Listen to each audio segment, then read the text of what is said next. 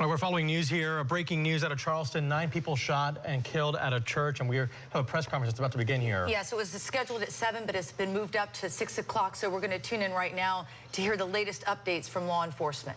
Flyer for you, and we're also going to be emailing it to you electronically. And as we said, please help us get this out as quickly as possible. The investigation is ongoing. We will be back here at 7 o'clock to provide more details about the investigation. At this time, we just wanted to get this out as quickly as we could and ask you to help us to get this out broadly so we can identify this individual and arrest him before he hurts someone else, either in the city or somewhere else in the general area. So if you have any specific questions about the suspect that we're looking for, I'll be happy to answer those at this time. Yes. It was at the location of the shooting. That's correct. What other details can you provide about this shooting? He is a white male. He's a younger white male. We're estimating between 21 and 25 years of age. He's approximately 5'9" in height. And as you will see, he has on a very distinctive sweatshirt that has markings. And I would point out that also the vehicle that you'll see has a very distinctive front license plate. So again, hopefully these things will help us to identify this individual. And our people, our investigators are standing by. One of the things that we have been able to do in the past couple of hours is set up a 1-800 number for any leads that could come into this task force. That would be 1-800-CALL-FBI, and the number is also listed there. There are operators standing by to take any information that would be provided, and what we're asking is people think that the information they have might be, we want them to call us. We have investigative teams that are prepared to go out and follow every lead that is sent into this hotline number, and that's what we really need at this point. We need information. We've got a good starting point here. We've got a good suspect, and what we need now is to get the assistance of the community. If they see this car, if they see this individual, we do not want them to approach this person. We want them to call 911 and allow us and our partners to address this situation. Do you still think he's in the Charleston area? We have no reason to believe he's not in the Charleston area. He could be outside, and we're disseminating this information broadly across all of our law enforcement partners, not only on the Charleston region, but also on the East Coast. Told us that he saw one black man being taken away in an ambulance. Well, as I said earlier, that we believe this is a hate crime. That's how we're investigating it. Over Calhoun Street right now. That's part of the investigation, and we'll talk about that later. Where is your search happening right now? What parts of the city? Can you tell us? Well, we have investigators in various locations, but we'll talk more about that at 7. We'll talk more about that. We'll talk more about that at 7. Anything about the suspect or the suspect vehicle? Okay. What efforts are being done with other local law enforcement up and down the interstate? We have a broad way of communicating, not just to the region, but also to law enforcement agencies throughout the United States. That communication process is in place. Same information that you have has been broadcast to law enforcement at the local, state, and federal level all across the United States. What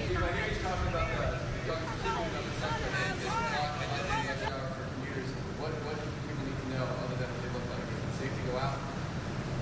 Well, obviously, at this point, we want everybody to be vigilant. We want them to see, if they see anything that is suspicious, we want them to call us.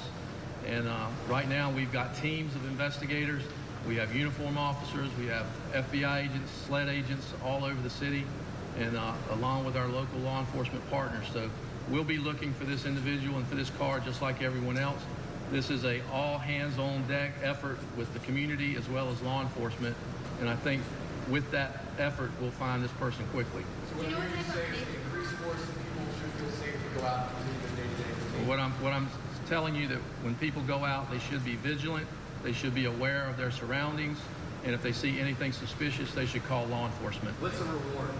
We'll announce that at 7 o'clock. What type of make and model is this car? Can you tell from this? I'm not going to give a make and model because at this point we're not 100% sure, and that would be inappropriate. We just want people to look at this vehicle, and if they see one that matches that description, we call law enforcement. Thank you very much. We'll be back at 7 o'clock. All right, we are following breaking news about a shooting in Charleston at a predominantly black historic church there. 9 people are dead, including the Reverend Clementa Pickney and his sister, who interestingly worked with law enforcement to get them body cameras as a lawmaker. Yeah. And now the search is on, obviously working alongside the media to get the word out about the suspect. Yeah, that pastor is also, or was also a state senator there. You know, what's interesting about this press conference, not a whole lot of new information there, but by all indications, they don't know exactly who they're looking for. They still give us a description here, 21 to 25 years old, 5'9" approximately, and I guess the most helpful information here is that they're telling us that he was wearing a distinctive sweatshirt or hoodie and was in a vehicle with a distinctive license plate, but not a whole lot of information beyond that. Just warning everybody to be vigilant. They will be back at 7, though, with more information. Yeah, it's in a very dangerous situation, and following it minute by minute is our own Adrienne Pedersen from the Breaking News Center here at WFLA. So what are you learning, Adrienne? Well, Gail and Gina, big thing that just came out of that press conference minutes ago is that law enforcement has released a flyer with this gunman's picture on it. The person they believe is the gunman, the one responsible for those 9 people dead in that church shooting. So I have my hands on it right now. I've been looking over it. It's a little bit tough to see, but it looks like he's wearing a long sleeve gray, maybe a sweatshirt or a t-shirt. Again, they're describing him as a slender man with sandy blonde hair. So I'm going to go ahead and pull up that flyer again, try to zoom in it on a little bit and bring those pictures to you in just a few minutes. Again, that's the biggest thing that came out of the press conference. I'll be back to update you. Back to you guys. All right, thank you, Adrienne. All right, Lee Spann standing by with your wake-up weather. Lee? Well, good morning. It is a tough morning across the country for sure. Right now it's 76 degrees in Lakeland. It is extremely humid this morning. I can't oversell that enough. It is rough out there. It's 82 in Tampa, but the heat index is already 87 in Tampa. It already feels like 88, the heat index in St. Petersburg, and we could be near dangerous levels this afternoon. When the temperature is 93, you combine that with the dew point of 74, which is the gauge of the humidity in the air, and it may feel like 104 later this afternoon. So try to stay hydrated, try to stay inside or at least in the shade during the hottest parts of the day. Some strong storms just off the coast pushing away from us this morning. You may start to get a couple of showers, which would at least help in the cooling down through the afternoon. But the sea breeze will march in off the Gulf of Mexico and keep most of the rain through the afternoon and evening along and east of I-75. Coming up at 6:08, I will have your hour-by-hour forecast just to let you know anytime you're outside what to expect. And Leslie's here to let you know what to expect on the roads. That's right. And we've got a good drive that remains across the bridges on the Bay Area interstates, but still trouble in Polk County, folks. Let's go ahead and take a look at what's going on. I've been talking about this accident all morning. Northbound US 98, right at Rock Ridge Road. That is where lanes were completely blocked. Now, there are tow trucks out on scene. It involves a semi-truck, but here's the latest. It looks like both directions are now blocked as they're trying to clear this, and traffic is actually diverted onto Rock Ridge Road. You can also take Old Dade City Road instead as an alternate. Let's go to Eagle 8. It's a little hard to see. It's dark out there, but you can see that there are still people out there, and now both directions are blocked on US 98 here. That semi-tractor trailer, that's what crashed here. We've also got a lot of debris in the roadway, so they've still got to clean up things. Let's go back to the maps now. Again, you are diverted off at Rock Ridge Road. I'm going to go ahead and zoom here. This is where traffic gets around it. It goes up Rock Ridge and around Ernest, and that's how you get by that crash. That's a look at weather and traffic, and now let's check in with Gail. Now, an 8 on your side warning about a potential danger lurking in Florida waters. It's a nasty bacteria now blamed for 2 deaths. Melissa Beckman is live at Ben T. Davis Beach in Tampa. And Melissa, there seems to be some confusion over who should avoid the water. Good morning, Gail. Yeah, that's right. But you know, it's summertime, and what better place to cool off than here at the beach? But this morning, anyone with a scratch, open wound, or an existing illness is urged to stay ashore. Some beachgoers we talked with are heeding the warning. Oh, I just read so much about it, and I would not recommend it. But plenty of others are going in, and state health and tourism officials encourage it. That's because the Vibrio valnificus bacteria is extremely rare, and healthy people without scratches or open wounds can still safely swim. The naturally occurring bacteria is found in raw shellfish and warm brackish or warm salt water. In some severe cases, the bacteria can break down the skin, requiring amputation or even death. Now, so far this year, the Florida Health Department blames it for 8 cases involving 2 deaths, none here in the Bay Area. Now, here at this beach, the water quality is regularly monitored. Right now, there is a sign up that says no water quality advisory at this time. But again, Florida Department of Health officials say that this time of year, anyone again with those open cuts, scratches, or an existing illness should not go in any warm salt water anywhere in the state. And again, they're also urging people to be very cautious and not eat any raw shellfish. And as the summer months move on, it only gets warmer out there in the water. Thanks, Melissa. Well, right now, investigators need your help to find a bank robber in Pinellas County. The Pinellas County Sheriff's Office reports the crook struck a Fifth Third bank in Palm Harbor. Now, we're told the man wearing pantyhose on his face stormed into that bank, demanded cash, and then took off with the money. Anyone with information on this suspect is urged to call Crime Stoppers. The man believed to have held his 10-year-old son hostage for hours is behind bars this morning. Billy Lewis was arrested in Ybor Heights. A SWAT team surrounded the Tampa home where Lewis was believed to be for hours earlier this week. Turns out Lewis's son was not there. Police report Lewis ran from the home after getting into a fight with his girlfriend and texted her a message saying, "Kill me. I'm not going back to prison." A Sarasota man arrested for trading pornographic pictures of a child is going to prison for life. The Sarasota Police Department arrested 34-year-old Danny Ray Horner back in March. Well, investigators claim Horner sexually battered a 1-year-old and traded pornographic pictures of that child with people in Argentina and Australia. It's 6:10 and happening today. Realtors are learning self-defense. 2 recent cases of realtors robbed at gunpoint are leaving some agents rethinking their safety. Tonight, Horizon Palms Realty in Spring Hill is teaming up with the Martial Arts Studio right next door to offer some free classes. I hope to learn at least one good move that will help me or anybody else get away. Well, these lessons are open to all area realtors. They start at 5 o'clock tonight. If you want to sign up, we have a link to our website. All you have to do is look for the story on WFLA.com. All right, let's turn things over to Lee Spann now for a quick check on our forecast. Lee? Yeah, the big story will be the heat today because it's already steamy as the sun rises this morning, and it will climb all the way into the low to mid 90s with heat index values closer to 105. So please stay hydrated. Even if you don't feel thirsty, drink all day and try to stay inside during the hottest parts of the day. Rain chances, because of the sea breeze, will be lowest near the coast, about a 40% chance between I-75 and places like east of I-75. We'll feel like 100 plus this afternoon. The sea breeze keeps that coast drier, as I mentioned. And of course, we're keeping an eye on still Tropical Depression Bill as it brings heavy rain north into Oklahoma right now. Gene and Gail? All right, thanks so much, Lee. AT&T is in trouble this morning. Next, how much the company owes for misleading its customers. Plus, breaking news in Charleston. We will update you on the deadly church shooting that's being called a hate crime. You're watching News Channel 8 today.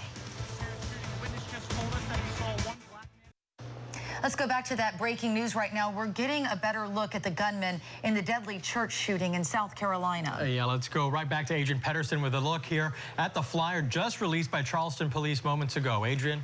Gene and Gail, we just got these pictures within the last 10 minutes. So let's go ahead and pull those up on your screen right now. This is the flyer that is going through Charleston. Police describing the gunman you see on your screen right there who shot and killed 9 people in the Charleston church as a 5'9" white male in his early 20s, and they believe that that is him.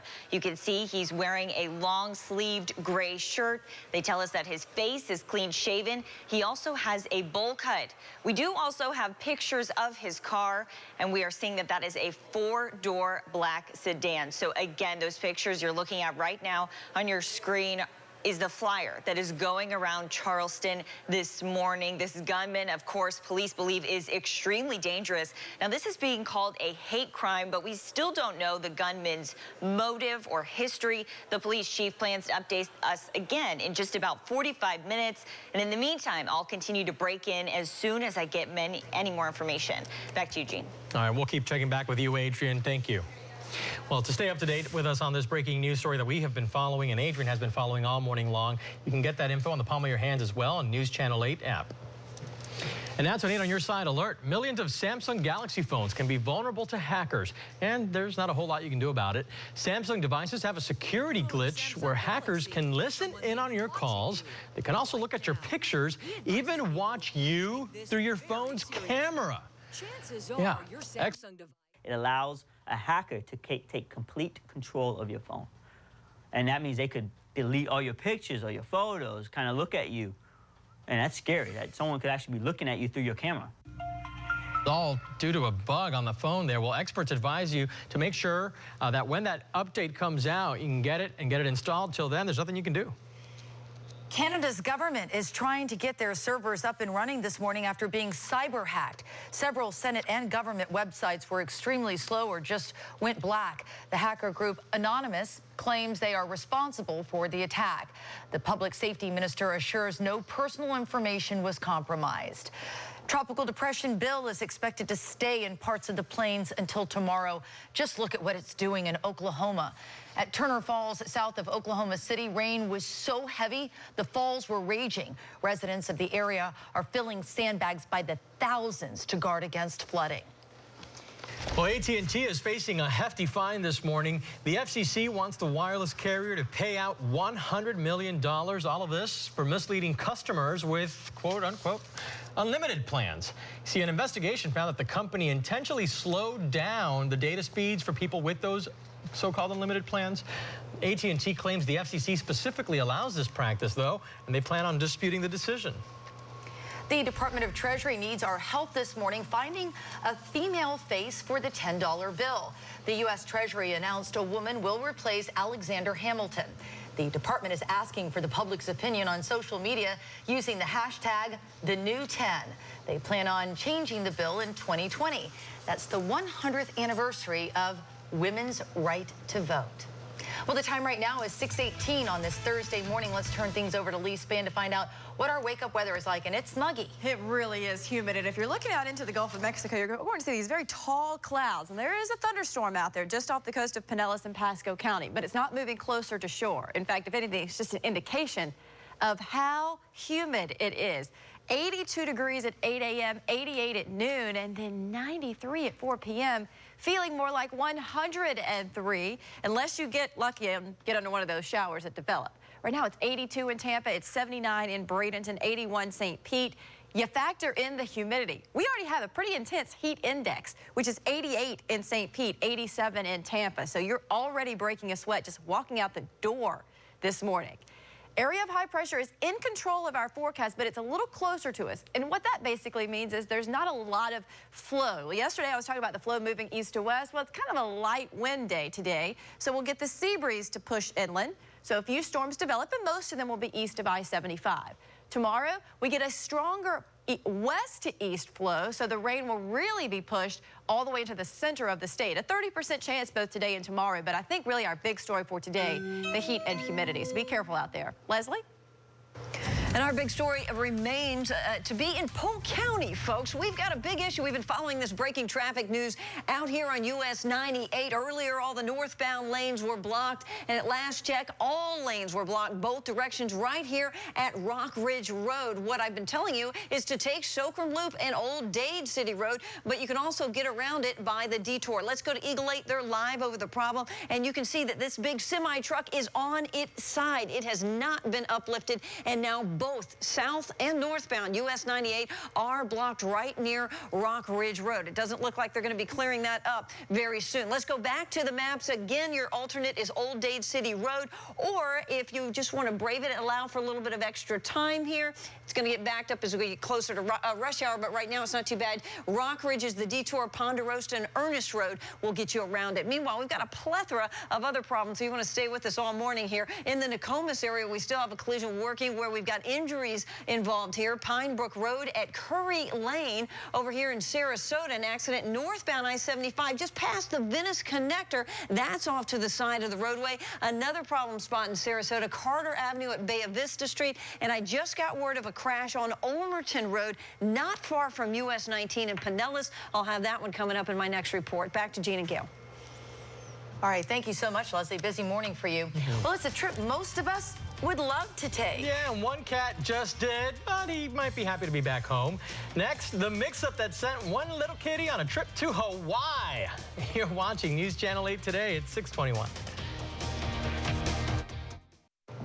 It is 6:24, and if kitties could talk, well, this one would be saying aloha this morning to its owner. Yeah, the cat is back home in Kansas after accidentally, we think it's an accident, being shipped to Hawaii. Dixon Hannon reveals that she's Curious Cat and snuck into a container. It took the container nearly 2 weeks to arrive in the island. Then someone heard a meow coming from inside. It took the cat a few days to recuperate. Hannon claims he will make sure this does not happen again. That is no accident. That cat wanted to go hang out on the beach. Sent me back to Kansas? Plot foiled. Well, there's no place like home. Right. Weather and traffic on the 8s is 3 minutes away. And faking the funk still ahead. What an officer is accused of doing that left him out of a job. And we, of course, continue to bring you breaking news this morning. Coming up, new information in our next half hour. More updates to that deadly church shooting in Charleston that has taken 9 lives. It's 6:25. We'll be back.